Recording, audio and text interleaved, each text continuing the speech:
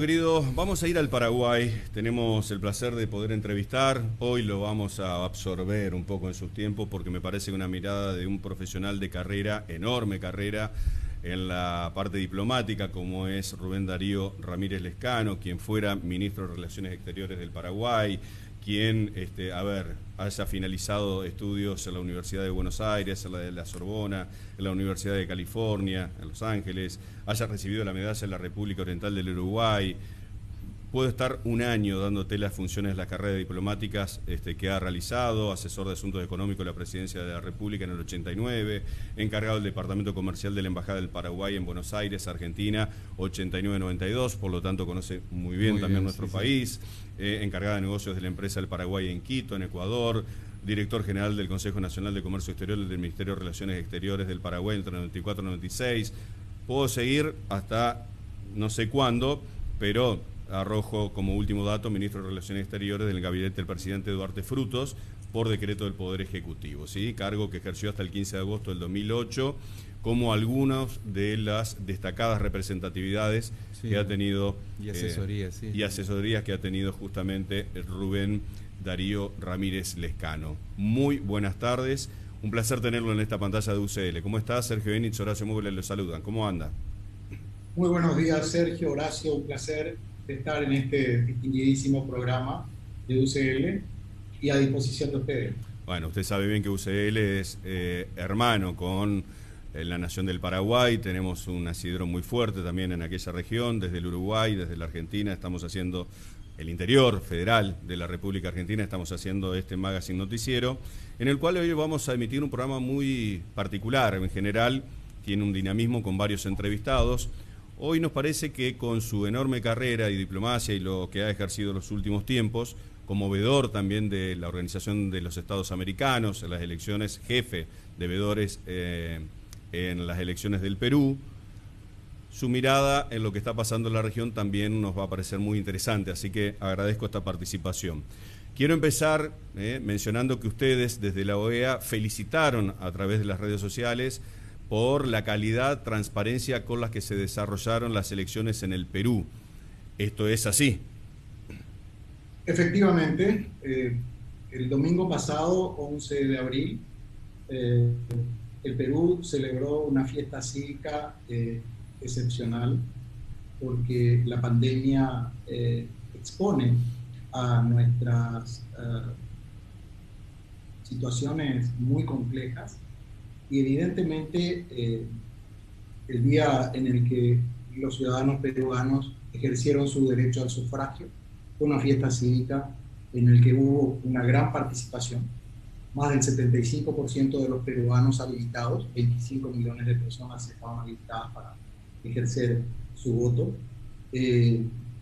Es un significado muy loable de la voluntad democrática de esa ciudadanía y del pueblo peruano que salió masivamente a votar. En las elecciones, la Organización de Estados Americanos ha participado desde noviembre del año pasado.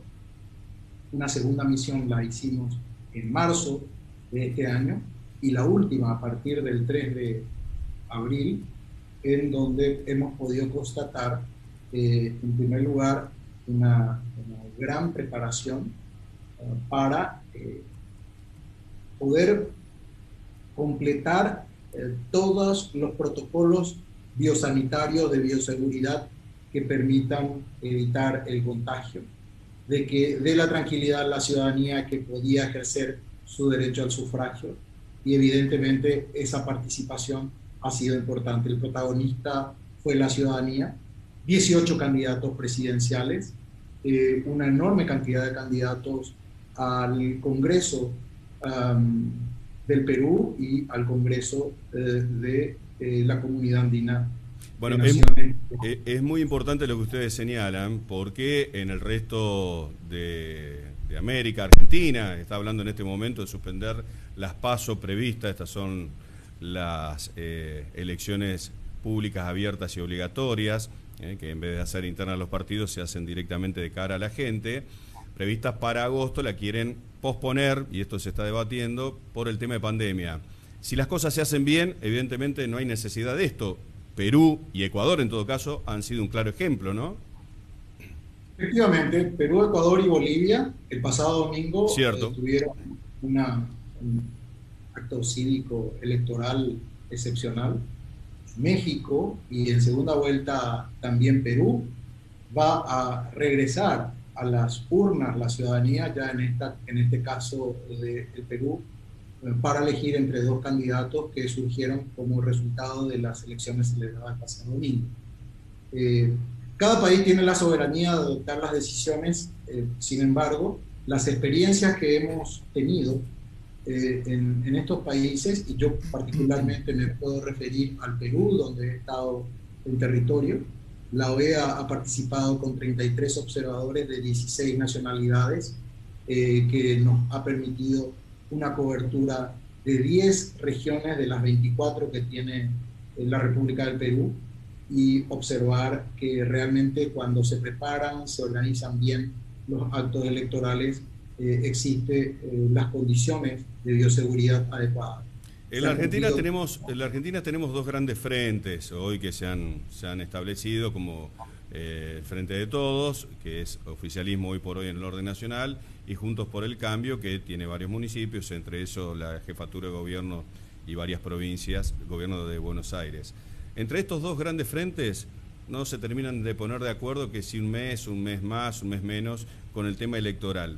Esto es un ejemplo de que las elecciones se pueden hacer si hay intención, pero además cabe acotar que las elecciones desde el Paraguay arrojaron 18 candidatos, como bien mencionaba, y una paridad entre los 7, que hasta hace poco tiempo no se sabía si ir a Fujimori y la sorpresa de Pedro del Castillo. Entre esa atomización de candidatos se pudieron poner de acuerdo a través de la justicia electoral como para que nada se suspenda. Digo, cuando hay voluntad política, incluso entre tantos sectores tan atomizados, las cosas se pueden hacer. Si hay un nivel de fiscalización. Acá me hubiera imaginado que en ese nivel de paridad iba a ser una de impugnaciones, de recontraimpugnaciones, porque cada voto contaba. Efectivamente, en el Perú el ejercicio fue realmente muy ordenado. Hubo dificultades a primera hora de la mañana para la instalación de las mesas, para la cobertura de los miembros de las mesas. Eso retardó un poco, pero se fue resolviendo en el transcurso de la jornada la instalación y se llegó al 99.99% de la habilitación de las mesas, es decir, solamente una mesa del total habilitadas en el Perú no pudo instalarse de acuerdo con la legislación hasta el mediodía, que es el límite para la apertura de estas mesas. También fue la primera vez en la historia republicana del Perú en que sufragaron los ciudadanos radicados en el exterior.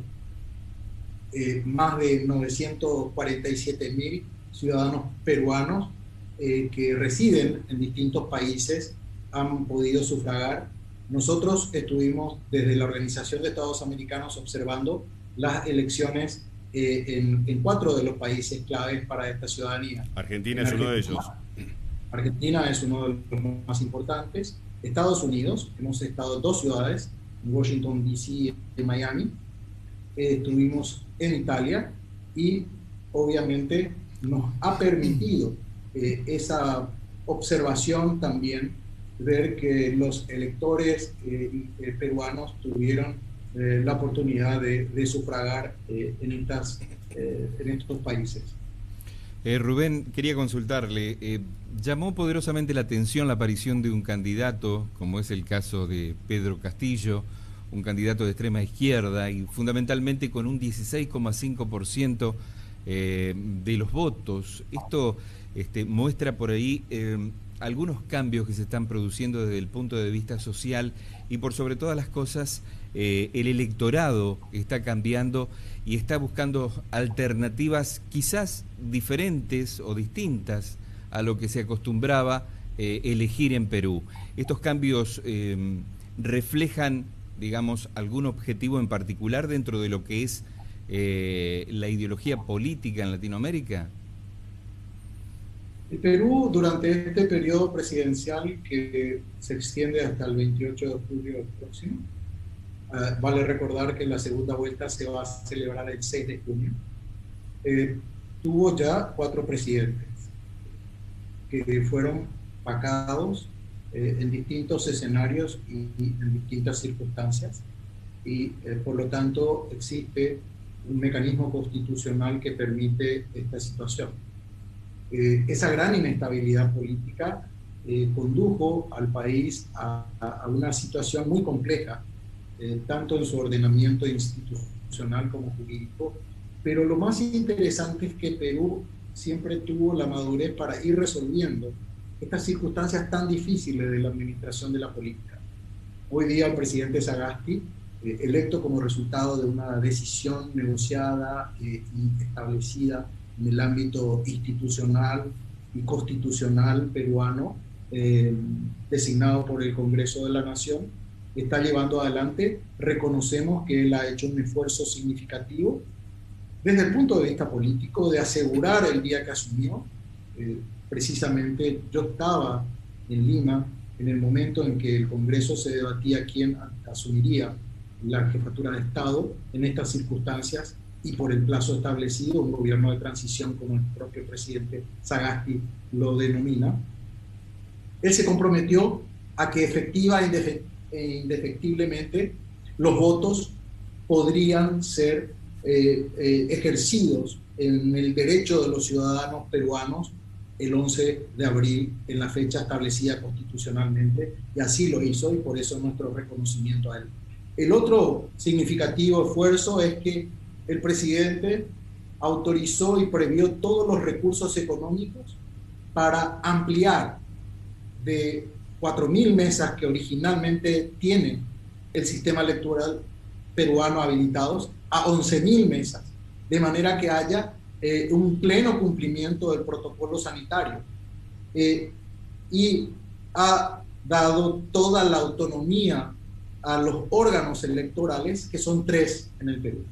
La OMPE, que es el órgano electoral, el que se encarga de la logística, la distribución de los materiales, la instalación de mesa, el escrutinio de los votos. El RENIE, que es el órgano regulador de la documentación de los peruanos, que ha hecho un esfuerzo enorme para que todos los peruanos estén inscritos en sus circunscripciones, estén anotados y documentados, y el Jurado Nacional Electoral, que es el que va a determinar finalmente en el mes de mayo el resultado oficial final, luego del análisis de todas las actas electorales que el organismo electoral, la OMPE, le traslada. Bien. Hasta el momento, los resultados, que ya son irreversibles, nos dan cuenta de que vamos a tener segunda vuelta con 2 candidatos elegidos. Bien. Hubo un gran protagonista en estas elecciones, que fue el voto blanco y el nulo. El análisis social es interesante observarlo también. Bueno, está claro que el electorado peruano está totalmente fragmentado, atomizado. No hay una propuesta que sea abarcativa, en lo cual hace una convicción muy fuerte. Producto también de la inestabilidad política que usted acaba de mencionar. Y uno se pregunta, mirando desde afuera, hasta dónde es correcto, teniendo en cuenta la historia de los presidentes que han sido exectados, en el caso Vizcarra, por esta cláusula de antiética moral, vamos a decirle de esta manera, que el Congreso analiza y que automáticamente permite la remoción de un presidente sin que previamente tenga un paso, por ejemplo, judicial, si hay hechos de corrupción, y que luego que la justicia actúe, analice y certifique si hay culpabilidad, responsabilidad o no, hacer un jurado de enjuiciamiento a través de el Congreso de la República. Esto da la sensación de que lo que produce es cada vez más inestabilidad en este país del Perú. Apelo a su larga carrera de relaciones internacionales para saber si es correcto o no, o si considera que sigue siendo un buen mecanismo para nuestros hermanos peruanos. Lo más importante es que los órganos institucionales y jurisdiccionales en el Perú están funcionando. Las dificultades que implica el ejercicio de la política en un escenario de una serie de denuncias, no solamente desde la perspectiva judicial, penal, sino también moral, da cuenta de que hay un proceso de transformación. Las expresiones ciudadanas que concluyeron con la elección de otro presidente de la República en el mes de noviembre, dan cuenta de que es una sociedad que aspira a ir mejorando la calidad y profundidad institucional, y eso destacamos mucho en la sociedad peruana, que realmente a través y únicamente a través del voto es la mejor manera de que, eligiendo a quienes van a tener la responsabilidad de la conducción de la administración del Estado peruano, se puede construir democracia y se puede llevar adelante. Es cierto, hay una gran fragmentación como resultado de estas elecciones entre las opciones que eligieron para ir a la segunda vuelta, pero también en la composición del Parlamento, sí, donde hay una fragmentación significativa. Bueno, justamente en la fragmentación del Parlamento, por un lado uno analiza, sería más difícil consagrar las mayorías para la excepción, vamos a decirle de esta manera, de su cargo de un presidente para lograr esta cláusula. Pero, vuelvo, diera la sensación de que si no hay culpabilidades reconocidas por la justicia... A ver, pongo la contracara. La justicia después termina fallando de que todas las imputaciones que se le hacía a Martín Vizcarra no eran válidas. El presidente ya no está en ejecución, ya se tuvo que adelantar el tema de elecciones, ya fue eyectado. Reitero que me parece que hay una especie de contradicción fuerte con una cláusula que permita a un Congreso sacar de funciones a un presidente sin que una justicia previamente actúe para saber si hay culpabilidad o no de lo que se le imputa a un funcionario. Muchas constituciones en diversos países, inclusive en el mío, en Paraguay, contemplan la facultad del Poder Legislativo en dar un impeachment al presidente. En el Paraguay, el presidente Mario Abdo sorteó 2 inicios de juicio político. Hemos visto que en Estados Unidos el presidente Trump también transitó 2 juicios políticos. En el caso del Perú, obviamente, fue exacerbado por una coyuntura muy compleja, donde las denuncias de corrupción generaron condiciones de hasta ingobernabilidad en un momento dado, que concluyó en algunos casos mediante el juicio político y en otros casos mediante la renuncia de los presidentes para poder dar paso a una estabilidad. Yo destaco que en el Perú realmente se llega en condiciones muy complejas, de gran inestabilidad, como decía, a celebrar una fiesta cívica electoral que permita dar la opción de elegir a la ciudadanía, que es la única fórmula que considero válida para instalar con legalidad, pero también con legitimidad, al próximo presidente y a los congresistas de la nación peruana a partir del 6 de junio. Los resultados, que tienen que ser emitidos por el Jurado Nacional Electoral del Perú, van a estar en el mes de mayo.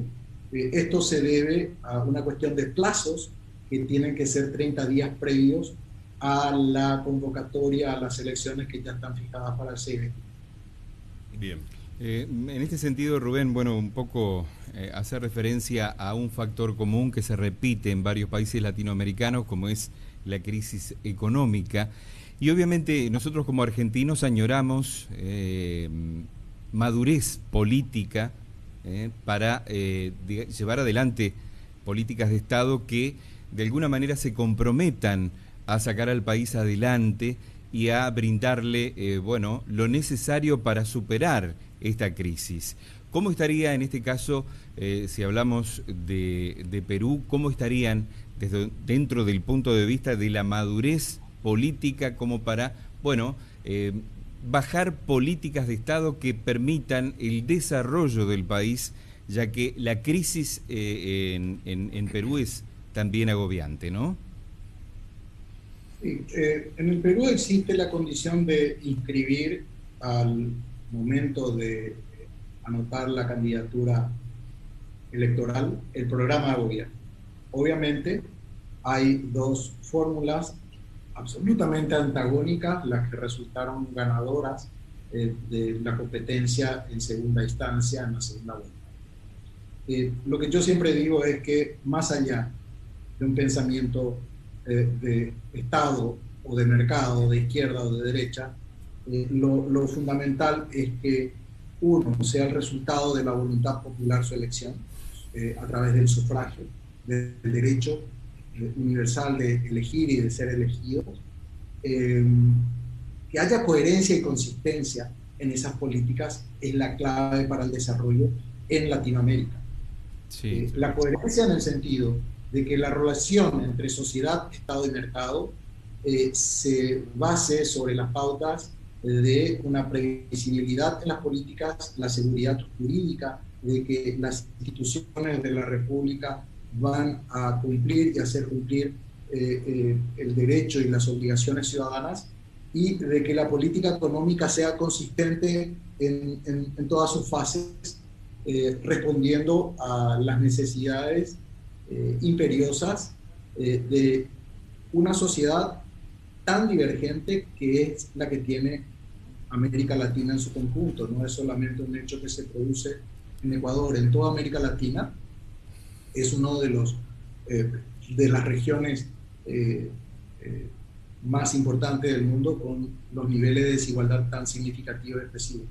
Hay un viejo dicho, Rubén, que dice que tenemos quizás los candidatos o las autoridades que nos merecemos, y esto habla un poco de del crecimiento y la madurez política de la gente, ¿no? De la conciencia popular en el momento de elegir quien conduzca los destinos de un país. En este sentido, ¿podemos llegar a decir que en Perú hay una conciencia mayor que la que se manifestó en otros momentos políticos, en otras elecciones? Creo que Perú ha salido masivamente, la ciudadanía en el Perú ha salido masivamente a votar. Muchos ciudadanos votaron en blanco o anularon su voto. Ese es un hecho representativo por la magnitud de estos votos, pero yo también considero que la ciudadanía empieza a observar un voto no en contra de, sino en favor de un proyecto determinado. Lo más complejo y el desafío de la calidad institucional democrática en Latinoamérica es el voto informado del ciudadano, y allí hay una serie de medidas que se han dado donde el subsidio del Estado a los partidos fue a través del financiamiento para que cada candidato tuviera el tiempo necesario en las redes de comunicación, televisión, radio, medios impresos y otros, para poder ir promoviendo su programa, su propuesta electoral, y que también hayan existido debates presidenciales organizados por el Protectorado Nacional Electoral que han permitido a la ciudadanía tener un acceso a una serie de debates entre los candidatos. Ahora bien, ¿es esto suficiente? Muchas veces no. Correcto. Y la necesidad justamente está en que cada vez más la ciudadanía se informe respecto de cuál es la propuesta electoral, de cuál es el compromiso y la capacidad de cada candidato en honrar esa propuesta electoral, que finalmente va a tener que ejecutarla en su periodo de mandato. Lo llevo a su carácter de economista, de embajador, de su enorme carrera diplomática. Vamos a tener una mirada más global, porque usted mencionaba hoy Latinoamérica y creo que hay procesos que se están dando de manera muy similares. A ver, quiero decir, tenemos un eje hoy en estos tiempos conformado por China, por Rusia, el eje Irán. Se hablaba tiempo atrás de las BRICS, parece que quedaron casi en la nada el tema de las BRICS. Y esto es una pregunta también. Y por el otro lado, lo que es la mirada occidental, ¿no es cierto?, más pro mercado, que se viene trabajando. La primera pregunta es, en este contexto geográfico donde hasta incluso hubo votaciones sobre Venezuela, y tuvieron que expresarse casi todos los países miembros de la Organización Unidas, y veíamos una paridad de gente que estaba a favor, de países que estaban a favor de Venezuela, otros en contra de la dictadura de Maduro y otros que directamente no votaron. La consulta desde la mirada geopolítica es si el sistema occidental, tal como conocemos las democracias, usted considera que puede llegar a correr peligro. Ecuador pegó el volantazo de nuevo para la, si se quiere, derecha. Perú aparece un Castillo que te hace mirar y poner una luz de alarma. Habrá que ver qué es lo que se define más adelante. Tenés un Cuba, tenés un Venezuela, tenés una mirada ahí que puede ser en Bolivia, y por qué no las relaciones internacionales de varios países que no quieren por lo menos llevar la contra en esto. Vuelvo a la pregunta, ¿corre peligro lo que concebimos como democracia? Yo creo que no. Bueno. Yo creo que la ciudadanía latinoamericana está siendo realmente consciente de que la democracia es un valor a preservar. Partimos de la pregunta tuya del escenario global. El mundo transita un escenario global donde se debate entre nacionalización y globalización. ¿Por qué? Porque los organismos de administración del complejo global están en crisis. Está en crisis, por ejemplo, el sistema de Naciones Unidas con un proceso de reforma, que es la administración de la política global. Está en un proceso de reforma desde ya hace muchos años y sin llegar a establecerlo. Por ejemplo, la posibilidad del derecho a voto de algunas naciones, a veto de algunas naciones por sobre otras en el ámbito del Consejo de Seguridad, es un ejemplo. Entonces el sistema político ahí en el ámbito de Naciones Unidas, cuando algunos países no respetaron las condiciones de preaprobación para poder actuar en escenarios bélicos, han hecho de que este organismo sufra mucho. Estamos también en crisis en el sistema del comercio global. La Organización Mundial del Comercio ha tenido la virtud de un órgano de solución de diferencias que Estados Unidos lo ha abandonado, que ahora empieza a repensar con un nuevo gobierno de Biden en reincorporarse nuevamente. La Organización Mundial de Salud, dentro de los órganos de Naciones Unidas, también es otro ejemplo de cómo ha venido impactándose en la posibilidad real de tener una administración sanitaria global. El sistema financiero multilateral, desde el Fondo Monetario, el Banco Mundial y aterrizando más en la región, el Banco Interamericano de Desarrollo, la Corporación Andina del Fomento, Banco de Desarrollo de América Latina, como se denomina actualmente, también están en plena crisis desde el punto de vista de la administración y en la disyuntiva de la posición que están teniendo distintos países de acuerdo con sus ideologías. Lo más importante es poder arbitrar y administrar esas divergencias, que en lugar de convertirse en choques, tratemos los latinoamericanos de tomar lo mejor de cada uno. Los riesgos globales persisten. Los riesgos globales están dados por la seguridad biosanitaria, la estabilidad financiera y cambiaria en un mundo muy dinámico, con una crisis económica que es global. Estamos en riesgo social. Ustedes recordarán de que los grandes movimientos sociales no son recientes, como lo que ocurrió en Chile, en Ecuador o en el Perú más recientemente. Los riesgos también vienen de los chalecos amarillos de París, de la situación que se dio en muchos países en Medio Oriente, que son eventos sociales inéditos, y vemos que también existen una serie de condiciones donde la ciudadanía se ha encontrado en controversias. Los resultados electorales en Estados Unidos es un ejemplo de cuánta tensión hay sobre un modelo o una propuesta política que se acerca mucho. Entonces, en América Latina también se produce esto, y en cada país se reproduce esta cuestión. Vamos más hacia el Estado o hacia el mercado, es decir, vamos a ser más socialistas o más estatistas o liberales.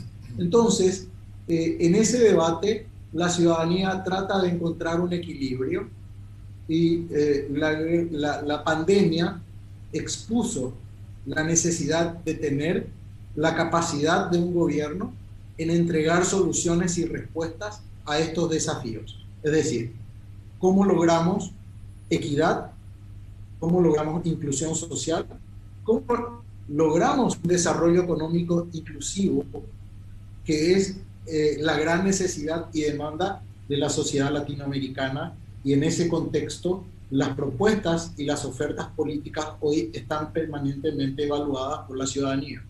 Yo creo que la única fórmula y respuesta es la democracia. Y corremos más una mirada de cierre de fronteras por cada uno de los países, una mirada más introspectiva que tan abierta al mundo en esta globalización comercial, como usted bien expresó, que está en crisis, porque las brechas sociales realmente tocaron un punto prácticamente de no regreso. Hoy Estados Unidos se está debatiendo incluso si está bien que haya llegado a un nivel de capitalismo y donde un hombre como Jeff Bezos o Musk puedan concentrar tanta riqueza en detrimento de, por ahí, otras personas. O sea, ¿hasta dónde el límite del capitalismo se ha sobredimensionado en contraprestación de este equilibrio económico del resto de las personas, que hace que otras miradas aparezcan, u otros líderes que tienen más un tinte de nacionalismo extremo, por derecha o por izquierda, pero nacionalismo extremo, se erijan como líderes de la población ante una respuesta que hace mucho tiempo no viene consiguiendo? Sí, en primer lugar, yo creo que el gran desafío y la capacidad de administración de la política y de los políticos está en construir un Estado sólido que sea regulador para que la sociedad pueda desempeñarse y desarrollarse en un escenario previsible, estable y seguro en cuanto a la seguridad ciudadana, pero también a la infraestructura legal, la seguridad jurídica y la seguridad social. Entonces, creo que esos elementos son claves. Hay una segunda cuestión donde encontramos que el debate o la dicotomía sobre la alternativa de ir a un nacionalismo más exacerbado frente a un sistema más abierto expone también las condiciones de cómo vamos a sostener nuestro desarrollo, donde la globalización es una realidad más allá de la voluntad política o no. El fracaso del sistema sanitario que expone la pandemia, que fue explosiva, sorpresiva, da la elocuente expresión de que cada país ha actuado aisladamente frente a un fenómeno que no puede ser erradicado aisladamente. Y ahí tenemos en que muchos países no podemos acceder a la vacuna, principalmente los países en desarrollo que no somos anfitriones de investigación científica de laboratorios que puedan desarrollar el antídoto, que es la vacuna, la dificultad de acceso que tenemos en América Latina para vacunar, para llegar a una inmunización de rebaño, como lo denominan los expertos, pero también los insumos.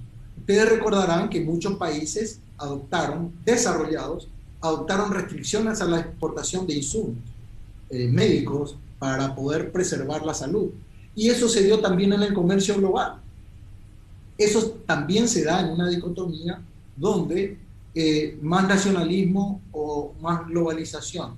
Ahora bien, la globalización es una realidad indiscutible. ¿Por qué? Porque las redes hoy exponen al mundo a una información tan amplia, dinámica, que supera la capacidad política de respuesta muchas veces de las estructuras que están preparadas desde la política y que fueron construidas en el siglo XIX y estamos viviendo en el siglo XXI. Esto pasa en la infraestructura sanitaria, esto pasa en la educación, que está en plena crisis, que es uno de los temas claves, esto pasa en la política sanitaria, esto pasa en la política financiera, donde la situación de muchos países enfrentan a una crisis fiscal, es decir, se gasta más de lo que se tiene, se endeuda a la ciudadanía más de lo que puede realmente honrar y pagar, en beneficio de cuál futuro, y ahí es donde se exige a la clase política una mayor transparencia. La corrupción ya no es soportada por las sociedades, y aún siendo persistente la corrupción en la política latinoamericana, cada vez es más irradiada por la propia sociedad, que expone a una situación muy compleja. Rubén, yo quería hacerle la última pregunta, y en este sentido un poco la política y la economía internacional latinoamericana se va a enfrentar a un difícil panorama, si nos ponemos a analizar que, bueno, se ha producido un desembarco de China en América Latina, a través de las comunicaciones en Brasil, con participación en la producción de energía en Chile, con la producción de alimentos en Argentina y en otros lugares latinoamericanos, cosa que ha puesto muy incómodo a los Estados Unidos. Y obviamente esta aparición en este juego, que obviamente un juego que se pone de manifiesto a través de condiciones que están directamente vinculadas con la pandemia, pueden llegar a modificar estructuras en cuanto a hegemonías y monopolios fundamentales desde el punto de vista económico y desde el punto de vista político también. Estas llegadas así, que han sido muy marcadas, pueden llegar a repercutir en negativo o en positivo a las economías de los países latinoamericanos, por ejemplo. Sí, vamos por parte. En primer lugar, China es una nación que está alcanzando niveles de desarrollo excepcionales. Por primera vez en muchas décadas, Estados Unidos va a crecer más que China este año. Y estas dos grandes potencias están confrontadas a una competencia inaudita. China tiene una política de expansión económica por las necesidades de adquisición de productos, y obviamente las inversiones en América Latina están orientadas al segmento de la producción agroalimentaria, de la infraestructura, del transporte, de la logística, y están orientadas a la producción energética, porque la única manera de asegurar la transformación de la producción es a través de la energía, de manera que esas tres ejes son donde China ha invertido sustantivamente en América Latina, mucho más que Estados Unidos, Europa o Medio Oriente en América Latina en la última década. Si vemos en el caso de Argentina, las inversiones en Kirchner, las hidroeléctricas, las inversiones que están haciendo para la compra de la carne, tanto vacuna como avícola, las inversiones en soja, en sus derivados, en aceites, entre otros, señala de que China está realmente saliendo de compras en América Latina, proveyéndose de alimentos, lo que ha permitido transitar en esta etapa de pandemia a un precio más elevado que habitualmente. El segundo elemento es que la tensión entre Estados Unidos y China se da sobre la base de una competencia en investigación y desarrollo. Las inversiones que ha hecho China en los últimos años en materia de investigación y desarrollo condujeron a que muchas industrias, inclusive las norteamericanas, se instalen en nuestro país. Y en esa dicotomía que hablaba entre... muchas empresas norteamericanas se instalen en China. Claro, sí. En esa dicotomía entre el sistema nacionalista y el sistema globalista, se pone en expresión de que los factores de costos de producción son mucho más bajos en China, porque allí hay una serie de derechos que tampoco se cumplen, y ese es un reclamo. Ahora bien, las principales industrias de tecnología europeas y norteamericanas están instaladas, o por lo menos tienen proveedores de insumos chinos. ¿Estaría el mundo dispuesto a pagar mucho más por un producto que termine siendo exclusivamente local? Un teléfono móvil que hoy cuesta entre 700 o $1.000 de alta tecnología, ¿estaría dispuesto el consumidor a pagar $3.000 cuando existe otra oferta distinta? Esa es una de las cuestiones. La segunda cuestión es que las tensiones que se dan entre Estados Unidos y China se dan dos economías que son interdependientes. El mayor intercambio se produce entre China y Estados Unidos. Pero la pelea, la disputa política, que fue mucho más exacerbada, y estamos viendo ahora cómo Biden va a administrar esa situación, en esa tensión que persiste. Hemos visto que el comercio global cayó casi 12%, de acuerdo con cifras de la Organización Mundial del Comercio, cuando esas tensiones geopolíticas afectaron el comercio global. Entonces, creo que allí es fundamental el liderazgo. China, para el 2050, va a ser la primera economía global, por la cantidad de habitantes que tiene, de consumidores finalmente, por la evolución que tiene la clase baja, que va trascendiendo a una mayor calidad de vida y de consumo, por el nivel de producción y de productividad que tiene, y más allá, los niveles de insumos tecnológicos de los cuales dependen muchísimas industrias en el mundo. Se ha visto de que estas disputas no solamente se han dado en el ámbito arancelario, cuando Estados Unidos levantó las restricciones arancelarias para el acero, el aluminio, lo que China hizo fue devaluar su moneda.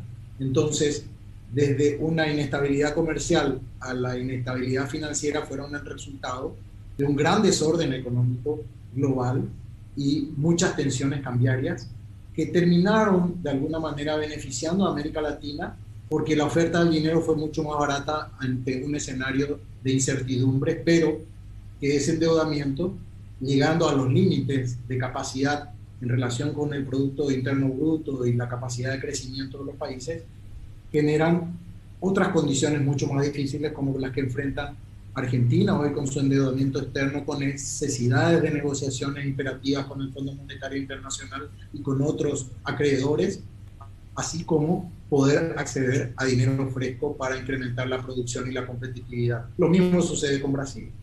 Lo mismo nos sucede a nosotros. Paraguay es uno de los países con mayor conducta macroeconómica en los últimos 15 años. Sin embargo, esta pandemia nos condujo a un endeudamiento que supera el 35% del Producto Interno Bruto por primera vez en la historia de la República, y que necesita ser corregida inmediatamente, manteniendo la equidad, que es el otro desafío que plantea una fórmula de desarrollo económico inclusivo. Rubén, la última, y agradeciendo su tiempo, el clima de las políticas internacionales, justamente el Mercosur, ¿tiene vida de acá en adelante por todo esto que estamos manifestando, que viene del contexto global, y por todas las políticas justamente exteriores que están aplicando los países? Bueno, sin más, la última reunión que tuvieron de manera virtual, que terminó en apagones y pases de cachetazos entre el presidente argentino, el uruguayo, Jair Bolsonaro, que se fue,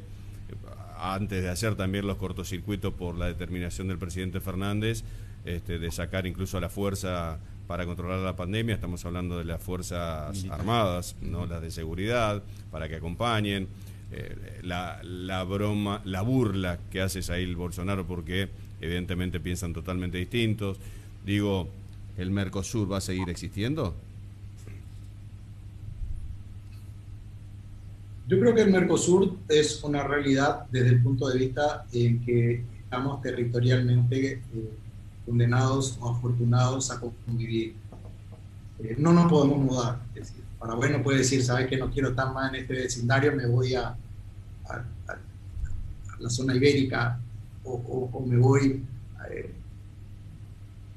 al Mediterráneo. Y tampoco lo puede hacer ni Uruguay, ni Argentina, ni Brasil. De manera que tenemos que ir construyendo una fórmula que justamente busque una mayor integración en la diversidad de políticas y enfoques. El Mercosur transitó desde su fundación, hace 30 años, diversos momentos. Desde la reunión entre Sarney, Tancredo Neves con el presidente Alfonsín hasta esta época, hemos visto los desafíos que implica la construcción comunitaria. Me decía un buen amigo en el análisis económico, lo que sucedió con el Mercosur fue que cuando empezó a construir el mercado común y no llegaba a establecer ni siquiera una zona de libre comercio, son 3 etapas, ¿verdad? La zona de libre comercio, la unión aduanera y el mercado común. Entonces se planteaba llegar a una unión aduanera. Como no se llegó a la unión aduanera, se planteó alcanzar un mercado común. Y realmente las condiciones, cuando no existan voluntades políticas de construir instituciones supranacionales, como puede ser un órgano de solución de diferencias en materia comercial, como puede ser un sistema de solución de diferencias entre los distintos actores económicos, hay mucha inseguridad en el cumplimiento de las normas y restricciones. Cuando vemos que algunos países de la normativa, del acervo de normativas ya acordadas en Mercosur, no son instaladas por leyes en los propios países, vemos que el avance es muy distinto. Y como en el ejercicio del deporte, como no se alcanzó a saltar el metro 75, entonces pongamos la valla en 2 metros para poder llegar, y no se alcanzó los 2 metros, pongamos 2,5 metros, y nunca hemos alcanzado con visiones muy ambiciosas. Inclusive se habló de la moneda única, que hasta se le puso un nombre. Sin embargo, el Mercosur ha avanzado sustantivamente en integración educativa. El reconocimiento de títulos es un hecho muy importante. En integración de seguridad, nosotros tenemos el flagelo de lavado de activos, del tráfico de drogas y estupefacientes, que es un tema muy importante en la agenda latinoamericana y que tuvo avances importantísimos. La preservación del sistema democrático. La cláusula de Soraya permitió de que Paraguay no entrara nuevamente en un sistema de retroceso democrático, que estuvo tentado principalmente a finales de la década del 90, nuevamente a un retroceso. Hemos visto que el avance que tiene el Mercosur en el intercambio de productos internos es clave. Y obviamente todo ese acervo de normativas, de acuerdos alcanzados, tiene que ser protegido. No se prosperó en el cumplimiento del artículo 1 y 2 del Tratado de Asunción. El artículo 1, la libre circulación de productos, bienes, servicios y personas. Pero ha habido, por ejemplo, un avance significativo en materia migratoria entre los 4 países fundadores. No ha habido la coordinación de políticas macroeconómicas y sectoriales que hacen de que la Argentina tenga un dólar alto, Paraguay bajo, y haya competencias que estén formuladas sobre el avance de una política cambiaria coyuntural. ¿Podría llegar a darse un banco que unifique todo esto? ¿Perdón? Así como está el Banco de la Comunidad Europea, ¿podría pensarse en un futuro no tan lejano el Banco del Mercosur para regular el tema económico de todos los países o no? Yo creo que es fundamental de que las autoridades económicas, que está previsto en el Tratado de Asunción y en la normativa del Mercosur, que no se produjeron últimamente, la reunión de ministros de la producción, de economía y de los bancos centrales, que son las reuniones especializadas, tienen que producirse mucho más allá de la divergencia de visiones políticas e ideológicas que puede tener cada gobierno. Bien. Por eso yo siempre digo, siempre que se respete la coherencia y la consistencia en una política determinada, más orientada a la sociedad o al mercado, es factible poder discutir y tomar lo mejor de cada uno de los aspectos de la política. Rubén, hoy día, sí, en todos los países de América Latina, la política es muy cara. Es decir, la corrupción, el desorden en la aplicación de las normas, en la mala ejecución, en las contrataciones públicas distorsionadas, hacen de que haya una sociedad que esté demandando cada vez más calidad a la política y a los políticos. Rubén Darío Ramírez Lescano, ha sido un enorme placer haber tenido este mano a mano casi en este programa especial que hemos tenido con usted. Muy amable. Un placer, un gusto de estar con ustedes y hasta cualquier momento. Hasta cualquier momento. Hemos tenido entonces este reportaje exclusivo, extenso por cierto, pero me parece que es muy enriquecedor cuando tenemos un hombre de la talla, ¿no es cierto?, de Ramírez Lescano, que nos pueda ver, hacer ver las relaciones tan complejas que tenemos, no solamente en el orden mundial, sino entre vecinos, con el tema del Mercosur, más allá de la enorme experiencia tanto en materia de elecciones que se ha desarrollado en Perú como en Ecuador, así también Bolivia, un pantallazo hacia dónde va este mundo y dónde queremos insertarnos desde este lado del planeta. Sí. China, ahí te dijo, para el 2050 se erige como la gran potencia, no hay manera que no sea la gran potencia. La pregunta y consulta es, vamos a tener que someternos todo a un ideal de una sociedad construida en base a un emperador o un partido comunista que te diga lo que tenés que hacer o no, con los accesos de producción mucho más bajos, porque en cierta medida hay hacinamiento y esclavitud en muchos de los sectores productivos. Esperemos no perder la identidad, obviamente. Bueno, ¿no? ¿Qué tema es y dónde queda la identidad de cada nación y todas estas cosas, ¿no? Por eso nos parecía muy, muy interesante debatir un poco con más tiempo el mundo que estamos y los escenarios que se abren. Noticias.